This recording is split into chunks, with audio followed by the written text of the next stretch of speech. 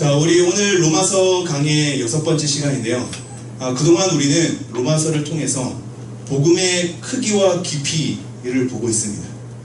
생각보다 복음은 우리 개인 구원만을 위한 단촐한 것이 아니고 하나님의 하나님 되심에 대한 커다란 하나님의 다스림 속에 인류가 어떻게 생성되고 어떻게 흘러가고 있으며 그 가운데 하나님의 구원하심은 어떻게 되고 그러기에 하나님의 심판을 왜 빼놓을 수 없는지를 이 복음이라는 단지 나만의 구원과 어려움 속에서 건져낸 바 된 내 개인만의 일로 협소하게 이해하는 것이 아니라 굉장히 크고 넓게 지금 이해하고 있는 와중에 있죠.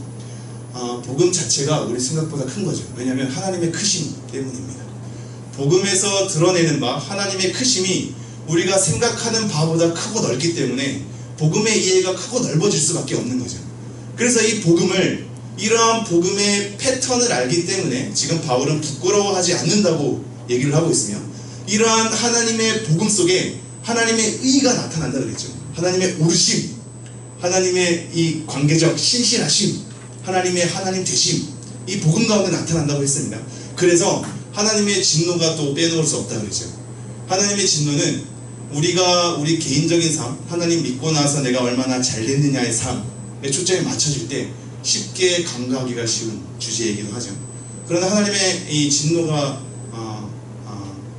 비켜갈 수 없다고 했습니다. 하나님의 의는 하나님의 진노와 연결되고 그 속에서 우리의 믿음이 믿음으로부터 믿음에 이르게까지 하는 하나님의 이 우리에 대한 삶의 여정, 그리고 하나님의 그 다스림, 이 복음을 통해서 계속 등장한다고 했죠.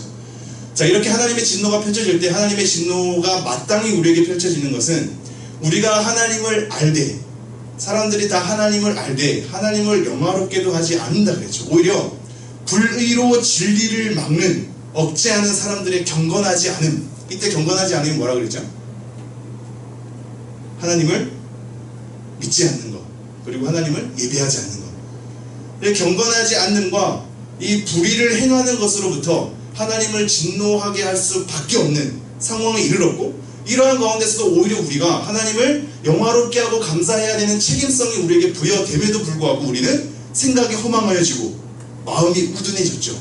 그래서 나는 스스로 지혜 있다고 생각하나 오히려 우준하게 되는 상황에 이르렀다고 했습니다. 이러한 가운데에서 하나님께서 어떠한 진노, 어떠한 징계의 한 유형을 우리에게 나타내시다 했죠. 이게 저번 주 말씀인데, 내버려 두심. 자, 내버려 두심은 하나님께서 방관해 놓는 게 아니라 그랬죠. 우리에 대한 책임을 하나님이 내려놓는 것이 아니라고 했습니다. 그동안 잘 보살피다가 신실하게 행하다가 너 이제 내가 그냥 놔둘래 라는 것으로 방관해서 우리가 하나님 왜 내버려 두십니까? 왜 가만히 계십니까? 왜 아무 일도 행하지 않습니까? 라는 것으로 항의할 수 없는 진노의 한 형태라고 했습니다. 내버려 두신 자체가 하나님이 적극적으로 활동하시는 진노의 한 형태야. 방관이 아니라, 외면이 아니라, 눈을 감아버리는 것이 아니라 오히려 더 눈을 부릅뜨고 하나님의 진노를 적극적으로 우리에게 가하시는 것이 내버려 두신 거예요. 이 내버려 두심이 근데 어떠한 가운데 내버려 뒀죠? 세 가지 형태가 뭐죠? 첫 번째가 마음의 정욕대로, 두 번째가 부끄러움의 욕심대로, 세 번째가 상실한 마음대로입니다. 잘 봐요. 마음의 정욕대로, 부끄러운 욕심, 상실한 마음대로. 이거를 이렇게 이해하는 게 좋아요, 여러분. 하나님이 지금 하나님의 한 진노의 형태로 어떻게 내버려 두냐면 나의 나됨으로 내버려 둔. 지금 오늘날의 시대는 우리의 자아가 중요하죠. 남이 어떠한 생각을 갖건, 남이 뭐라고 얘기하건 내가 내 마음속에 굳게 생각하는 것, 내가 내 안에서 내가 옳다고 여기는 것, 또한 내가 하고 싶은 것에 대한 나의 자아가 강화되는 시대입니다. 그래서 다른 사람이 아무리 뭐라고 해도 내가 그렇다는데, 내가 내 성향이 그런데, 내 본성이 그런데, 이 나의 나됨으로 내버려두는 것은 곧 옳음으로 가는 것 같죠. 근데 지금 하나님께서 뭐라 그러냐면 그 마음대로 내버려두는 것이, 상실한 마음대로, 부끄러운 욕심대로 그렇게 내버려두는 것이 하나님의 진노의 한 형태의 내버려두심이라고 얘기합니다. 왜 그러냐면 우리 됨으로, 우리가 하고 싶은 대로, 내 욕망에 이끌리는 것으로, 내가 소원하는 대로 가면 하나님과 거스르기 때문이야. 하나님과 거스르기 때문이죠. 우리의 내면의 상태, 우리의 생각, 우리의 어떤 우둔하게 된 어두워진 형태의 내면에서부터도 하나님을 거스리면서 우리의 몸도 욕되게 한다 그랬죠. 욕되게 하는 것이 뭐라 그랬죠? 종기의 자리를 잃는 것. 하나님이 창조한 우리의 몸에 종기한 자리를 잃는 거야. 그래서 서로 욕되게 하는 이 몸의 형태 때문에 순리를 바꾸어 영리를 취하는 것에 대한 몸의 형태, 어떤 성적 형태가 드러난다 그랬죠. 그러고 나서 더 확장되는 게 뭐였죠? 사회의 모든 질서에 어그러짐, 뒤틀림. 그래서 21가지 죄악, 또 우리가 저번주에 한번 열거해서 본 겁니다. 하나님의 진노가 내버려 두심이라는 한 형태요, 어떻게 적극적으로 우리에게 펼쳐지는지, 그리고 그 적극적인 하나님의 진노의 한 형태 때문에 우리가 우리 마음대로 행하는 자유를 누리는 것 같으나 그 결과가 어떻게 펼쳐지는지를 우리가 계속 보고 있죠. 이러한 흐름 속에서 2장 1절이 등장하는 겁니다. 다시 한번 2장 1절 한번 읽어볼까요? 시작. 그러므로 남을 판단하는 사람아 너를 막론하고 내가 핑계하지 못할 것을 남을 판단하는 것으로 내가 너를 정죄하니 판단하는 내가 같은 일을 하느니라. 잘 봐요. 그러므로 남을 판단하는 사람아 누구를 막론하고 내가 핑계하지 못할 것은 남을 판단하는 것으로 내가 너를 정죄함이니 판단하는 내가 같은 일을 행함이니라.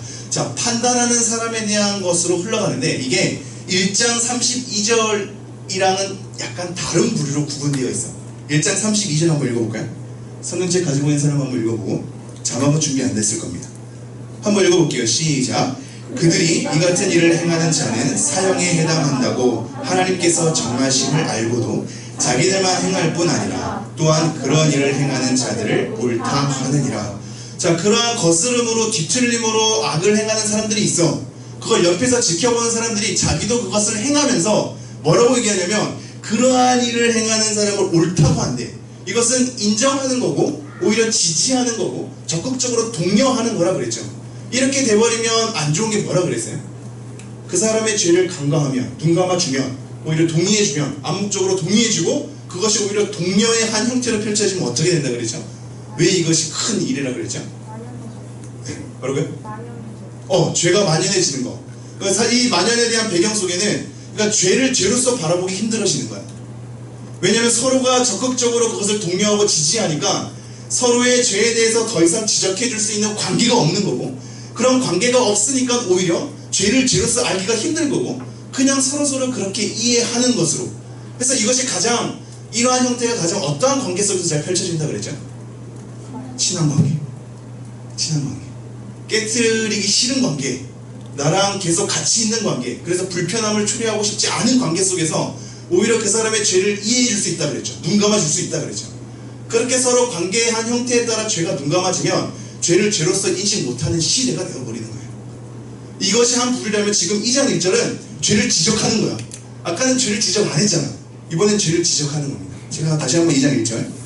그러므로 남을 판단하는 사람아 누구를 막론하고 내가 핑계하지 못할 것은 남을 판단하는 것으로 내가 너를 정죄함이니 판단하는 내가 같은 일을 행함이니라. 자, 이제는 그 죄를 지적하는 사람에 관해서 얘기하는 거야. 근데 이것도 벗어나지 못하는 꼴이죠.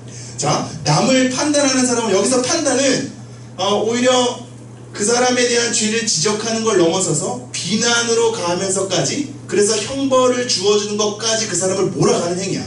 자, 여기서 하나 짚고 넘어가죠, 여러분. 우리는 판단하면 돼요, 안 돼요? 안 돼요? 안 돼요. 그냥 뭐 멍청하게 다 받아줄 거야? 여러분은 지금 저의 설교를 들으면서 판단을 하고 있어요, 안 하고 있어요? 하고 있죠.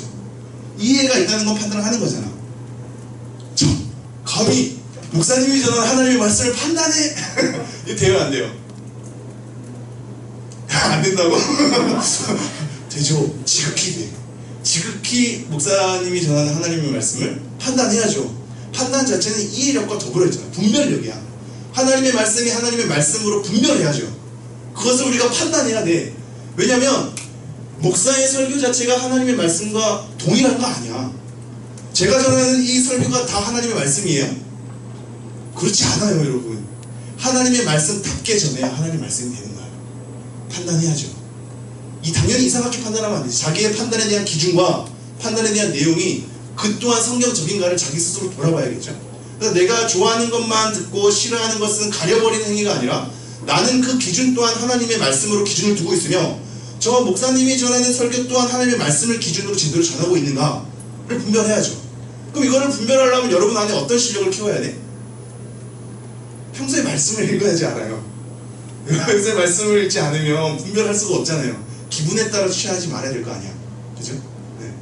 근데 우리는 지금도 판단을 하고 있어요. 여러분이 제가 입으로 전하는 이 문장을 듣는다는 것 자체는 이미 이해를 가지고 있는 것이며 그 이해에 따라 판단을 하고 있는 겁니다.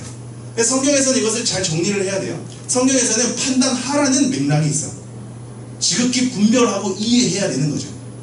지극히 설명이 잘 이루어져야 돼. 근데 어떤 때에는 판단하지 말라고 그래요. 여기서 말하는 건 후자예요.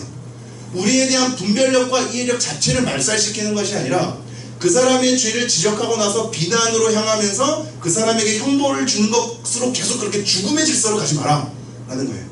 근데 지금 죽음의 질서로 가고 있죠. 앞에 부류들은 자기가 그런 똑같은 일을 행하면서 옳다라고 지지하고 독려하는 사람들이었어. 두 번째는 죄를 죄로서 지적하는 거야. 야, 너 그거 죄야. 그러면서 비난으로 가고 그 사람이 절망과 좌절, 하나님과 거리가 멀어지는 것을 계속 몰아가는 형태인 거죠. 이렇게 판단하는 사람이 지금 어떻게 되냐? 잘 봐요. 남을 판단하는 사람아, 누구를 막론하고 내가 핑계하지 못할 것을. 이 핑계가 뭐라 그랬죠? 변명하지 말라고. 그죠? 변명하지 말라고. 이 앞부분에 어디 나왔었냐면 1장 20절 제가 읽어보죠. 창세로부터 그의 보이지 아니하는 것들 곧 그의 영원하신 능력과 신성이 그가 만드신 만물에 분명히 보여 알려졌나니 그러므로 그들이 핑계하지 못할지니라. 하나님이 만들어주신 자연 가운데 그리고 우리 안에 하나님을 알만한 것들을 하나님께서 허락하셨어. 물론 성경처럼 동일하게 알 수 없지만 그 신성과 능력의 어렴풋이 신적 존재가 있는 것에 대해서 알게 하셨어. 그렇기 때문에 핑계하지 말아야 된다라는 것을 우리가 이미 봤죠. 변명할 수 없다. 마찬가지죠. 여기서 판단하는 사람아, 누구를 막론하고 내가 핑계하지 못할 것은 너는 지금 핑계할 수 없다. 변명할 수 없다. 왜냐하면 남을 판단하는 것으로 내가 너를 정죄하기 때문이다. 이게 왜냐하면 접속사가 다 들어가 있어. 왜냐하면 남을 판단하는 것으로 내가 너를 정죄하기 때문이다. 너가 지금 그것이 죄라고 지적하고 비난으로 가고 그 사람에 대해서 형벌을 주되 자꾸 너한테 얘기해서 미안해. 다른 사람은 좀 만만한 사람이야. 계속 비난으로 가고 형벌을 주는 것으로 죽음의 질서로 그 사람을 딱 내몰게 될 때 오히려 너가 지금 변명할 수 없는 것은 남을 판단하는 그 기준과 내용으로 너가 너를 지금 정죄하고 있다. 내가 피할 수 없기 때문에. 왜냐하면 판단하는 내가 같은 일을 행함이니라. 같은 일을 행하고 있기 때문이다. 이게 왜 근데 이렇게 될까요? 자기가 같은 일을 행하고 있는데 왜 남에 대한 지적질과 비난질과 그 사람이 죽음의 질서로 몰아세우는 것으로 한 부류가 형성이 됐을까? 그리고 우리 안에 이런 점은 없을까? 근데 왜 이렇게 되는 것 같아요? 이 무서운 점은 여러분, 죄를 알고 죄에 대해서 지적하고 그거에 대해서 경계하는 말을 하고, 이 설교도 말을 하는 거잖아요. 여러분 그렇게 살지 말아야 합니다. 하나님이 원하시는 것은 이렇습니다. 하나님이 싫어하는 것은 이렇습니다. 우리가 이렇게 하지 말아야 합니다. 라는 것에 대한 발설을 통해서 자기 스스로가 뭔가 한 것처럼 느껴지기 때문이야. 이해가 될까요? 그러므로 설교를 행하는 사람, 리더자의 자리에 서 있는 사람, 어떠한 위치를 확보해서 하나님의 말씀을 전하는 사람, 그것이 옳고 그름에 대해서 잘 설명할 수 있는 사람이 가장 이 부류에 속하기 쉽죠. 근데 변명할 수 없죠. 지도 못하는 걸 지도 알아. 그러기 때문에 더 아우성치기도 해. 재미난 게 뭔지 알아요, 여러분? 10대 청소년 사역자가 막 요즘에 성 문제로 다 무너지고 있잖아. 그 사람들이 가장 많이 강조한 게 뭔지 알아요? 성에 대한 문제였어. 재밌죠? 자기에 대한 연약한 부분이 어떤 위치 확보를 통해서 발설함으로 해소하려는 경향이 있나 봐. 그 사람이 가장 자주 말하는 것은 그 사람이 가장 예민하게 고민하는 걸 수 있어요. 다 그렇다는 게 아니지만 지가 약해서 고민한 바가 있으니까 자연스럽게 흘러나오는 거야. 똑같은 꼴에 있죠. 저 또한 이것에 벗어날 수 없죠. 핑계할 수 없고 변명할 수 없죠. 그것을 여러분에게 굉장히 뭔가 카리스마적으로, 그래서 내가 뭔가 카타르시스를 느끼면서 막 전하는 것 자체로 나는 의로운 자리에 선 것을 한 착각을 하게 돼. 그래서 이 말씀이 한번 마주해야죠. 남을 판단하는 사람아, 너가 벗어날 수 없는 것은 너도 같은 꼴을 지금 행하고 있지 않느냐 라고 얘기하는 거예요. 넌 변명할 수 없다. 남을 판단하는 것으로 너가 너를 지금 정죄하고 있다. 판단하는 내가 같은 일을 행하고 있다. 라고 얘기하고 있어요. 아무도 하나님의 심판에서 벗어날 수 없다는 걸 2장 1절 말씀을 통해서 시작하고 있는 거예요, 여러분. 우리가 하나님 믿지 않는 사람보다 의롭습니까? 그죠? 괜찮나요? 하나님 믿지 않고 교회 안 나오는 사람보다 더 도덕적인 선을 행합니까? 어떻게 생각합니까?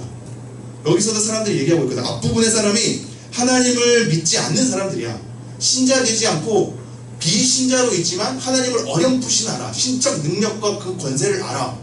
그래서 하나님에 대해서 영화롭게 해야 되는데 영화롭지 않게 하고 자기가 우둔하여지고 마음이 어두운데 갇힌 바 되고 스스로 지혜롭다거나 우준한 바 되어 여러 가지 죄악을 행하는 행태야.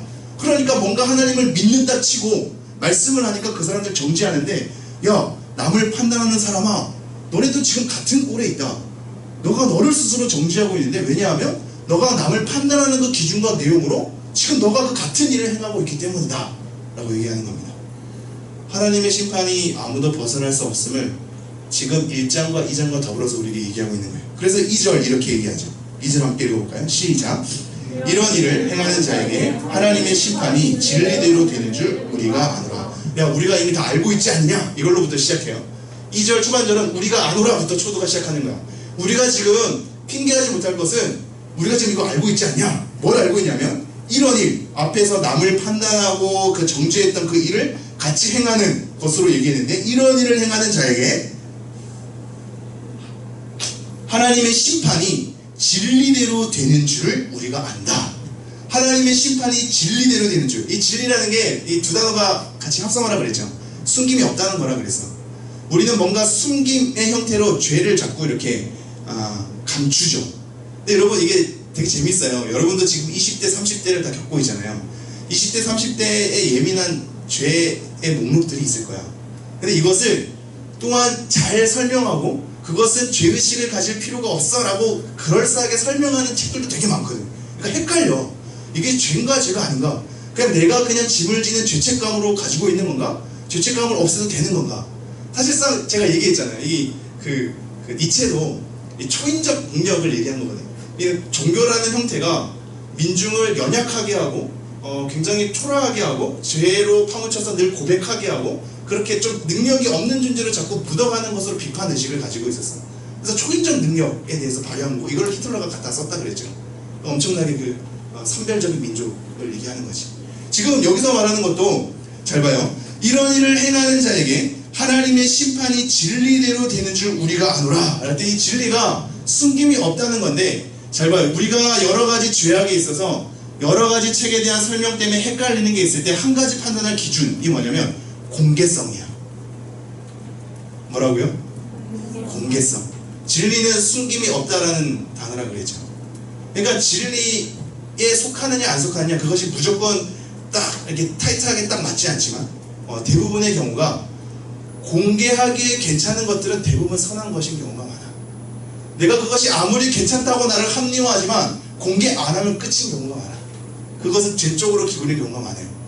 세상에 아무리 많은 설명이 그것은 괜찮다, 죄책감을 가지지 않아도 된다, 그것은 현대 사람, 이전의 죄책감은 근대적인 사고방식이고 현대적인 사고방식에서 절대 그런 짐을 지고 갈 필요가 없다 라면서 내 스스로 설득하나 내 마음속에 깨름직할 때, 나는 지금 이 내용을 사람들 앞에 공개할 수 있는가로 진리됨을 판별할 수 있는 기준 하나가 제공되기도 해요. 숨김이 없다. 자, 하나님의 심판이 그런 진리대로 되는 줄 우리가 아노라. 이 심판 자체도 판단이라는 단어랑 어원이 다 같거든요. 판단하는 거, 형벌을 가하는 거. 하나님의 이 심판이 진리대로 되는 줄 우리가 안다. 3절 한번 읽어볼까요? 시작. 이런 일을 행하는 자를 판단하고도 같은 일을 행하는 사람아, 내가 하나님의 심판을 피할 줄로 생각하느냐. 지금 이것도 이 3절의 초반절은 이렇게 되어 있어요. 너가 정말로 이렇게 생각하느냐. 2절 초반절이 우리가 안다라고 그랬죠. 하나님의 진리대로 하나님의 심판이 임할 것이에요. 3절도 너 설마 그렇게 생각해? 라는 것을 얘기하면서 뭐라고 얘기하냐면, 이런 일을 행하는 자를 판단하고도 같은 일을 행하는 사람아, 너가 하나님의 심판을 피할 줄로 생각하느냐. 피한다는 것이 도망가는 거야. 근데 그것을 당하지 않게 도망가는, 비껴가는 거야. 너가 지금 정죄의 날을 세워서 그 사람을 정죄하고 비난하고 그러면서 죄를 지적하는 것으로 너가 굉장히 유의를 느끼겠지만, 그 지적하는 자리에 있으면서 너는 그렇지 않은 것처럼 착각하는 형태에 서 있으나, 잘 봐봐라. 너도 똑같은 일을 행하고 있지 않느냐? 그래서 그 똑같은 일을 행하면서 너가 하나님의 심판을 피한다고 생각한다고? 말도 안 돼. 이걸 강조하고 있는 거예요. 자, 그 사람에게 정죄를 하고 비난을 가하는 건 하나님께서 그 사람을 심판하는 거라는 선언 때문이야. 너가 그렇게 악을 행하면 하나님 심판 받을걸? 이렇게 막 그 사람을 비판하죠. 판단하죠. 근데 지금 자기도 같은 꼴에 당하고 있는 거야. 근데 자기는 어떠한 사람에 대한 죄를 지적하고 뭔가 죄에 예민한 것처럼 반응하는 것 같이, 내가 이것을 말을 하는 것 자체로 나는 이런 죄에서 반응을 하고, 그래서 뭔가 경건을 좀 더 둔갑하지. 이게 재밌는 거죠, 여러분. 그러니까 우리는 얼마나 악하냐면 겸손이 선이라는 걸 알기 때문에 겸손적 형태를 띠는 것이 너무나 수월해졌지. 그러니까 너 잘한다. 그냥 아닙니다. 아닙니다. 그게 성경에서 얘기하는 겸손의 형태인지를 돌이켜봐야 돼. 그러니까 리더의 자리나 어떤 부각되는 자리에 있으면 아니에요, 못해요, 전 아무것도 아닙니다, 이렇게 얘기하는 것이 겸손의 한 발언임을 알기 때문에 그것을 그렇게 표현하면 사람들에게 인정받고 나는 겸손한 자로 칭해질 거야 라는 이 선의를 읽고 그것을 형태를 갖추는 거죠. 이렇게 우리가 악해. 선을 요구했던 하나님의 명령을 교묘하게 우리의 내적인 마음과 다르면서도 그것을 갖다 쓸 수 있는 굉장히 수월한 이 무서움을 지니고 있죠. 무서움을 지니고 있죠. 저는 이렇게 웃으면서 얘기할 수 없죠. 여러분에게 이렇게 말씀을 막 전하면서 뭔가 되는 것처럼 하면 지금 같은 꼴에 계속 있는 겁니다. 너네들 하나님의 심판 피할 줄 생각하느냐? 나는 하나님의 백성인데? 하나님의 백성이니까 피하는 거 아니야? 그렇게 생각하느냐? 그리고 우리에게 지금 음성을 던지고 있죠. 그럼 4절 이렇게 얘기합니다. 시작. 혹 내가 하나님의 인자하심이 너를 인도하여 회개하게 하심을 알지 못하여 그의 인자하심과 용납하심과 길이 참으심이 풍성함을 멸시하느냐. 지금 이게 어떻게 되어 있냐면 이것도 뒤에 부분이 앞에 가 있어요. 너가 하나님의 심판을 피할 줄로 생각하느냐? 그거 앞에 가 있다 이거지. 그러면서 그의 인자 4절 그의 인자하심과 용납하심과 길이 참으심이 풍성함을 너가 멸시하느냐? 이것도 이제 앞에 가 있어요. 근데 여기서 지금 잘 봐봐요. 인자하심과 용납하심과 길이 참으심이 셋 다 각각 다 풍성한 거예요. 즉 하나님의 인자하심이 풍성함을 멸시하느냐? 하나님의 용납하심의 풍성함을 멸시하느냐? 하나님의 길이 참으심의 풍성함을 멸시하느냐? 우리가 이렇게 풍성함을 지금 멸시한 형태를 떴대. 왜 그러냐면 앞부분 4절 혹 내가 하나님의 인자하심이 너를 인도하여 회개하게 하심을 알지 못하여. 이 하나님의 인자하심이 구약의 헤세드라는 단어가 인자, 사랑, 긍휼 막 다 번역되잖아. 지금 이것도 이제 헬라어긴 하지만 비슷한 꼴인데 선함, 너그러움 막 이런 여러 가지 자비, 사랑 다 가능해요. 자, 이런 하나님의 인자하심이 우리를 인도한대. 이거 굉장히 멋진 표현 아니에요, 여러분? 우리가 살아가는 삶의 여정이 하나님의 인자하심으로 우리를 인도한대. 우리는 하나님께서 뭔가 나타내 주셔야, 보여야, 막 음성을 들어야 하나님이 살아있는 것만 같고 하나님이 역사하시는 것만 같잖아.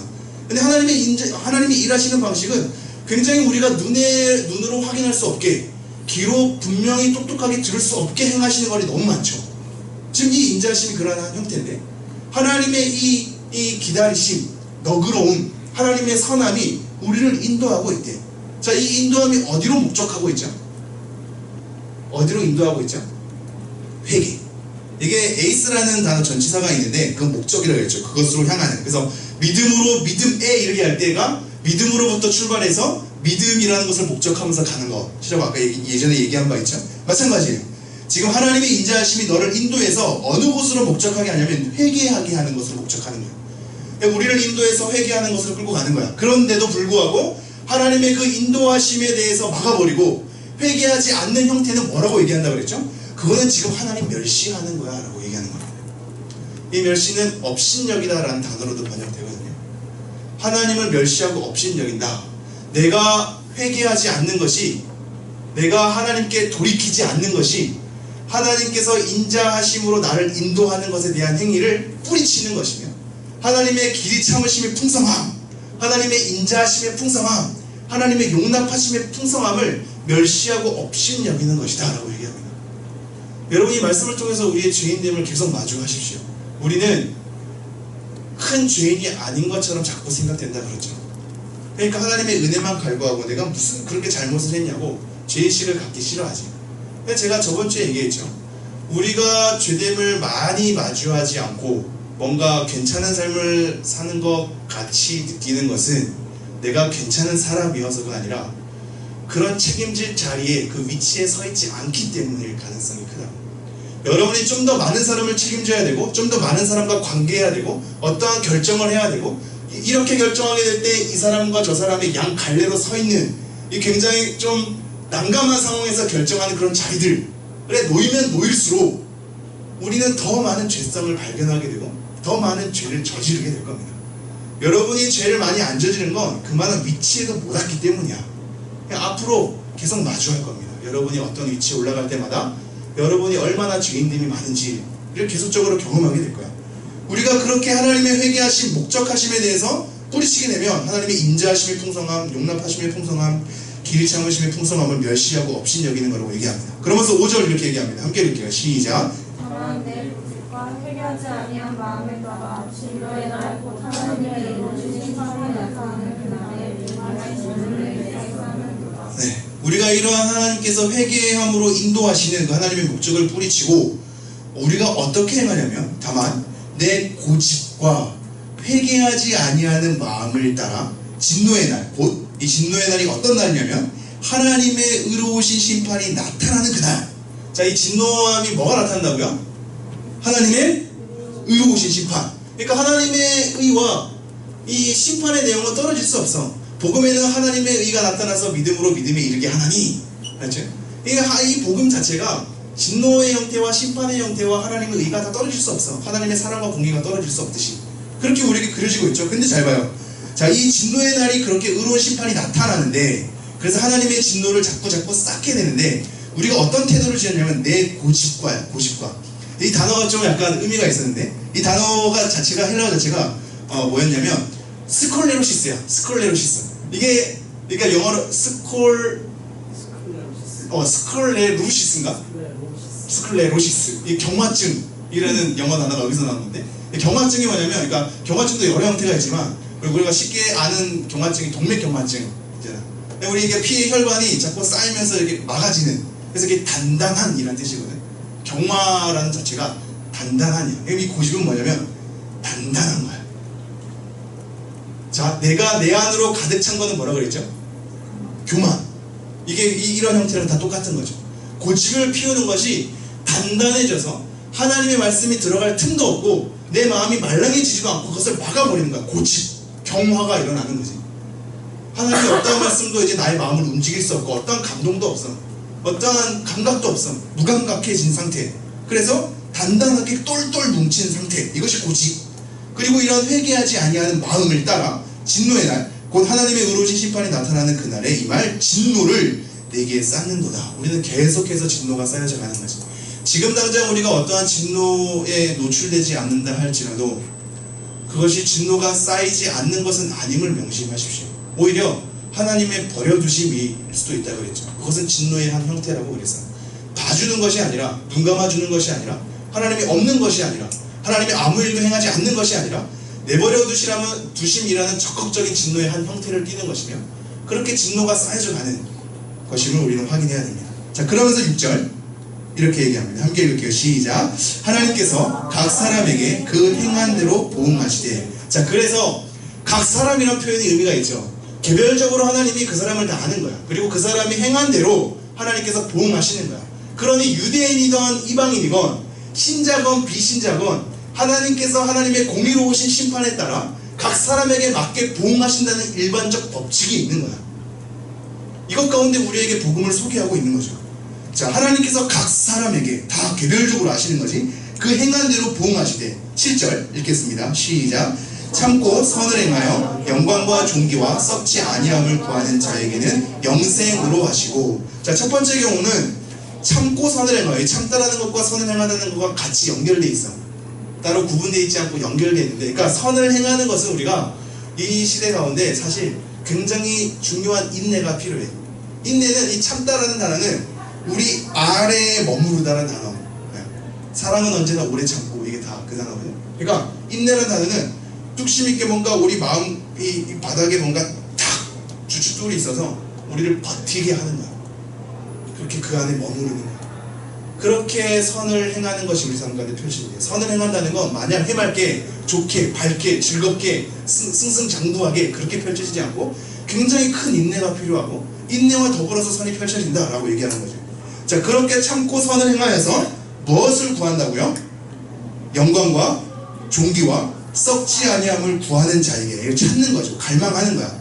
이 영광의 자리, 하나님의 영광과 더불어서 우리가 그 안에 영광을 취하는 자리, 그 존귀, 우리가 몸이 존귀게 되는 것이 나중에 어그러졌지만 다시 한번 그렇게 존귀한 자리에 서는 것, 썩지 아니함, 부패하지 아니함, 하나님을 영원히 하나님과 관계함, 그것을 구하고 갈망하는 자에게는 영생으로 하시고, 영생은 하나님과 그 아들 예수 그리스도를 아는 것이라고 요한복음에도 나와 있죠.